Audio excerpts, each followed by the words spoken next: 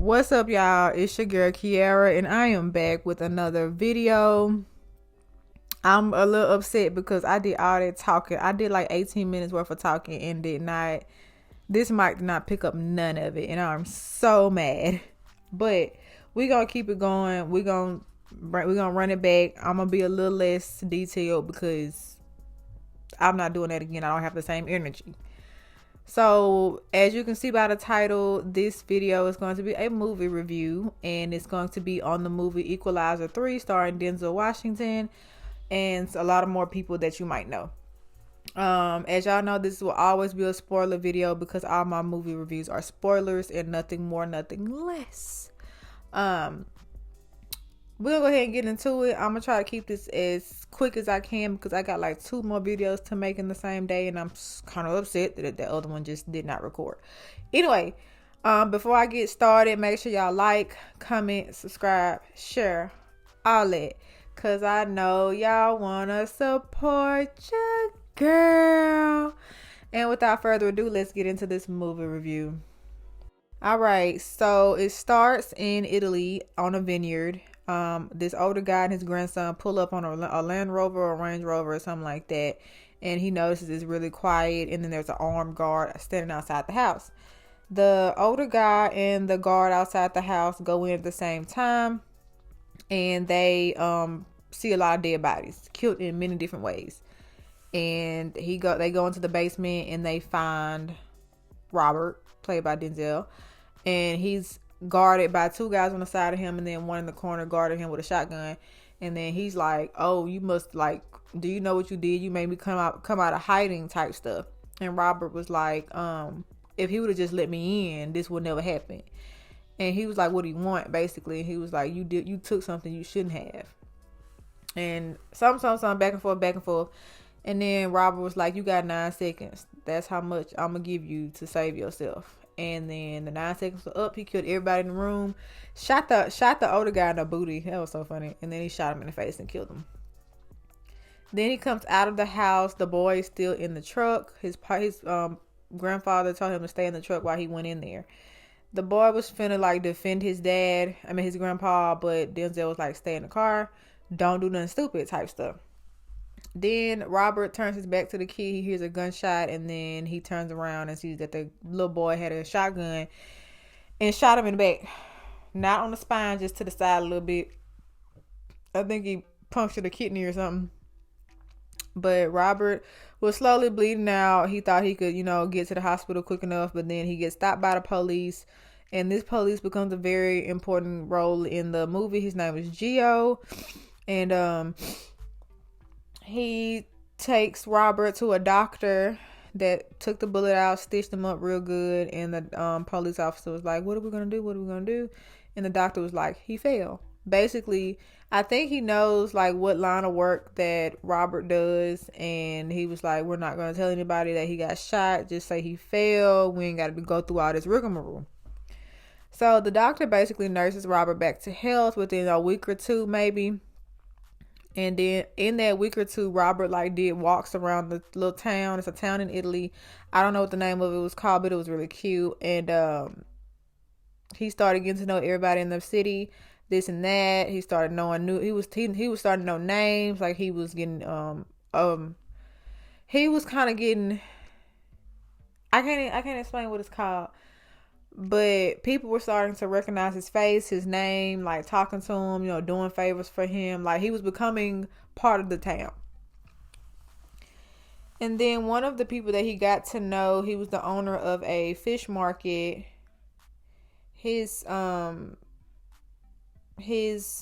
market got set on fire because he failed to pay this gang it's not really run by Marco, but Marco was the owner, the gang owner's brother. The gang was ran by this guy named Vincent, very cartoon looking. I promise you I'm gonna find a cartoon and put on the screen if I can to show you what this man looked like. He looks like a cartoon. He's slim and his face is shaped like a triangle, his head is shaped like a triangle. So Marco and his gang set the fish market on fire. They had to basically start from the ground up. that was the family's like whole life. Like that was their house, that was their job, that's how they was making money. The town pitched in and tried to rebuild. It was a whole thing. It was so beautiful.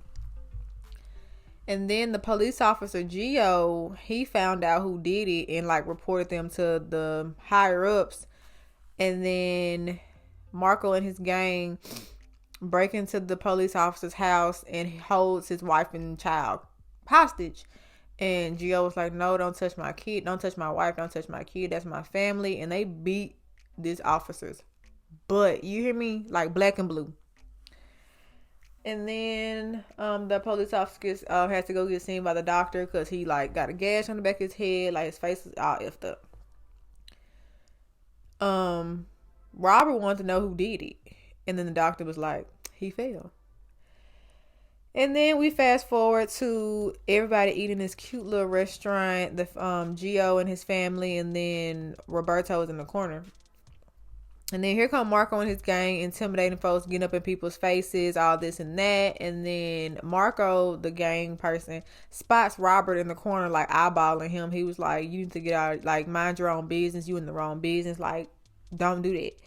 And Robert was like, I can't help but to get in this business because you're torturing innocent people. Like, leave them alone. Like, why are you messing with folks? And it was really sweet, honestly, because I was like, oh, that's so cute. And he basically almost breaks Marco's arm because they playing in his face like they don't know who he is for real. So they end up running away like little cowards. And then Marco got so hyped, he was like, I can't believe that old man tried to punk me, this and that and that. And then Robert come back, like he spin the block, like he killed everybody that night, that same night, he killed everybody. Like it was a wrap. And everybody knew it was a wrap because what? Fast forward. They had the funeral. Vincent found out his brother died. And now they looking for who killed him. Vincent pulled up into the city and pulled up right in the middle. He was like, hey, if y'all don't tell me who killed my brother, I'm finna kill an innocent person right here in the middle of the street. Right here in the middle of the freaking street. So Robert pops up out the shadows. He was like, it's me you want. Don't hurt nobody. It's me you want. If you want me, come get me. He was like, oh yeah, this finna be fun. And he was just gonna shoot Robert point blank. But the other people in the town was like, if you kill me, if you kill him, you're gonna have to kill me. Like, that's not how we roll around here. Like, it is what it is. And he was like, I'ma see you again type stuff. Like, I'ma see you real soon. And he was like, I'll be here. Robert was like, and I'll be here. Right here. Stop playing with me. And then Vincent and his gang in the kitchen eating spaghetti, talking about how they finna get this man. And so Robert already has a plan on how he finna get these people back. He already got a plan. So Robert sneaks into Vincent's house. Apparently his gang lives there too, and like they like guard the house or whatever. And Robert sneaks in. Oh, let me back up. The reason why Robert is mad, like this mad to where he got to kill Vincent now, is because Vincent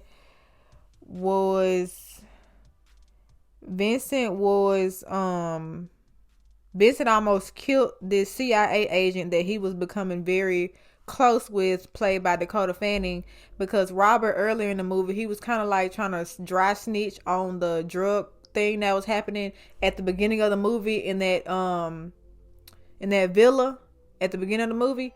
Yeah, that was a drug thing going on then, and Robert was trying to dry snitch to like say like, come over to Italy, something going on, like this gonna be big type stuff. And so Vincent like planted bombs in the cars of the American CIA agents, and like almost killed Dakota. And that's what kind of peed Robert off, because I'm like, this is the last straw. So fast forward back to Robert breaking into the house of Vincent and his gang. He's killing people like sniper style. Like, he's quiet with it. He real quiet with the stuff. He cuts a man's head off. He sticks another man's head through like he kind of pushes a man's head on a stick It's a whole thing. Other people got shot. He killed everybody. He saved Vincent for last. So Vincent wakes up out his sleep to a dead body falling on his bed because he got glass roof. So the body fell through the glass roof onto his bed. He's stepping on glass. He done grabbed his gun. All this stuff. Robert gets hold of Vincent. Mind y'all, they selling drugs. This particular drug was a synthetic. It was a synthetic drug, kind of close to fentanyl. I don't remember, but it was a drug that if you take more than a half of a pill, you good as dead. Like, so Robert took those drugs. He shoved a handful into Vincent's mouth and tied Vincent up, basically watching him overdose. Like, foaming at the mouth, throwing up, dehydrated, eyes bloodshot. Like, Robert is a cold-blooded killer. And I mean, I can't be mad at it, but it's just the way that he watched the life. Like, he literally followed Vincent. He let Vincent go because he know there's nothing you can do at this point to save this man's life. Like, he waited a good while to where the drugs was taking they was doing their thing. So even him going to the hospital wasn't gonna do nothing. He was dead. He just was like waiting for him to finally drop. So Robert let Vincent go running out into the streets, like trying to call for help, trying to help him, like, and that was the most disturbing scene.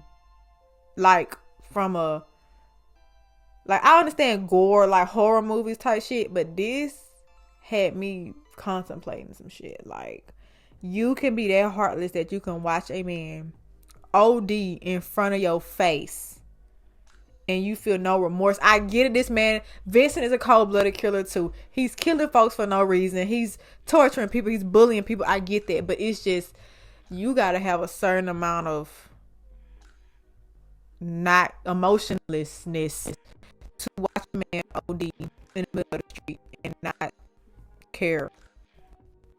So Vincent ends up ODing, dying, and I guess Robert becomes part of the town. He decides to stay.